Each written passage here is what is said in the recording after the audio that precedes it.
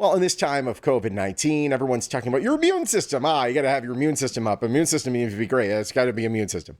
But then everyone's living out of their freezer at home, and the stress levels are higher than they've ever been before. So how the heck are you supposed to get your immune system going? Our next guest, thankfully, can help us. That's right. She is here to help us all. Amy Tariq is coming to us from Florida this morning. She's a health expert and also a best-selling author. Amy, great to connect with you. How are you? Hi, I'm so happy to be here today on this sunny day over here. Sunny here too. Yay. I know we've got sun everywhere. Sean and I were sharing our vitamin trays. Uh-oh. Sorry, I think I need a You vitamin need more, yeah. with each other. And you're doing everything you can right now to keep your immune system boosted.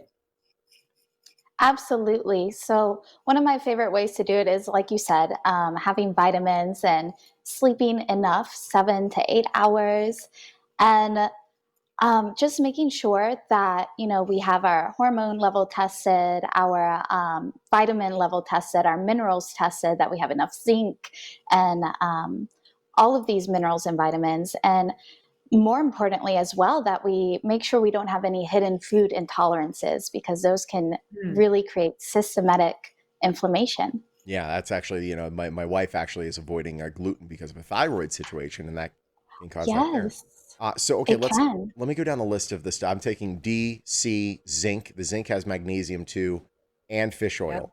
Am I on the right Nice. path? That's beautiful. That's exactly what most people need the most. Great, That's perfect for the immune system. which is fantastic. So, okay, what can we do then to lower the stress in the body? Because man, is this not a time for not having stress? There's a lot of it around. There is so much stress, especially now. My One of my favorite ways is to. It's difficult for people to get sleep whenever they're stressed, and some people oversleep when they're stressed. But Yeah. really, sleep is Hmm. the number one thing to do. And then besides that, making sure that you're exercising regularly and exercising safely, um, making sure that you're getting those good hormones in whenever you exercise, that dopamine, it's going to really help lower those stress levels. And then breathing exercises and meditation, those are wonderful ways to calm your system down. Thank you for that. I just took a deep breath just now. Okay, I'm back from my coughing fit. I took a sip of water. I love the things that you mentioned because those really are the basics. And Amy, I noticed that I'm someone whose sleep gets thrown off immediately if I have too much stress. So I'm in a constant cycle of kind of having to like take out the emotional garbage, so to speak, in order to get that rest. That is fantastic. What do you think some of the other things are that are unique to this time of pandemic and quarantine that we're all kind of coming out of? What health challenges have you seen people undergoing?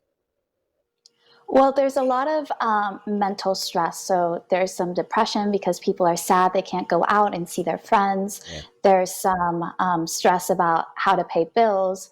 There's some stress about what everything that's going on in the world.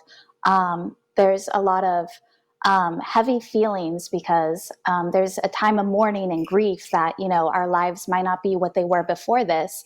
Mourning of goals that people had or dreams people have that now have to be shifted to accommodate this new world that we live in.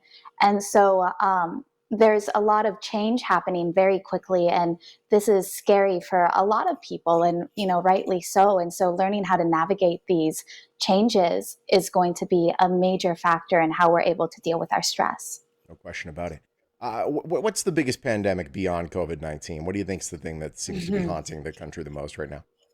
Yes, I think it's systematic inflammation because, as you said, so many people have this inflammation in their bodies and they're not really sure what the root cause is.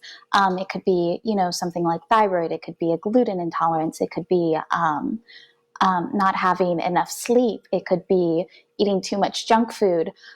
There's systematic inflammation in all over America, and it's making us more susceptible to illnesses and diseases like COVID. And it's actually a big threat to our health. And really getting to the root causes of what's causing that inflammation will really help us stay healthy throughout anything. Yeah, certainly. Sean and I both were working with the doctor, about what, a year and a half ago now, Sean, and we Hmm. we phased out gluten for the most part. And there's so much wisdom around taking a look at the inflammation in your body. You are an author. Tell us what pen you have put to the paper.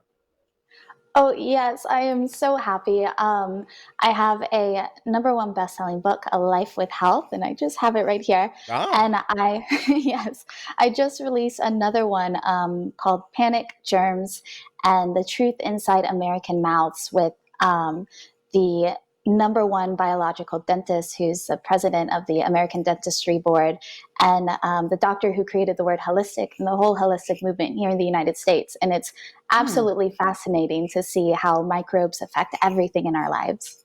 very interesting. My goodness. Well, I want to make sure that people know how to connect with you online and possibly get that book. Amy, it's great talking to you. Thank you so much for joining us. Thank you. Hi, All right. Amy. If you want to follow Amy on Facebook or on Instagram, you can find her, Amy Tariq. Just pop it in. You'll find her there. Amy Tariq, a proud sponsor of Morning Flight.